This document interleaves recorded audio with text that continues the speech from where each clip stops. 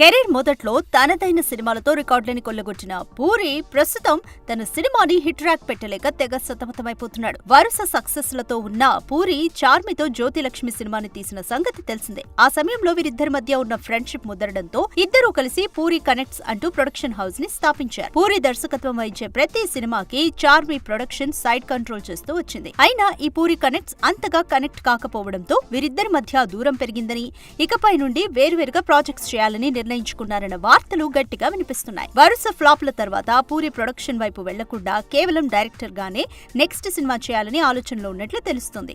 ఇక తాజా ప్రాజెక్టుల విషయానికొస్తే ఆయన 3-4 కథలను సిద్ధం చేసినట్లు తెలుస్తుంది. అయితే ఈసారి పూర్తిగా డైరెక్షన్ మీద మాత్రమే దృష్టి పెట్టాలని నిర్ణయించుకున్నట్లు టాక్. ప్రొడక్షన్ నెత్తి మీద పెట్టుకోవడం వల్ల నిండా మునిగిన పూరి ఇప్పుడు వేరే నిర్మాతలతో సినిమాను చేయబోతున్నాడని తెలుస్తుంది.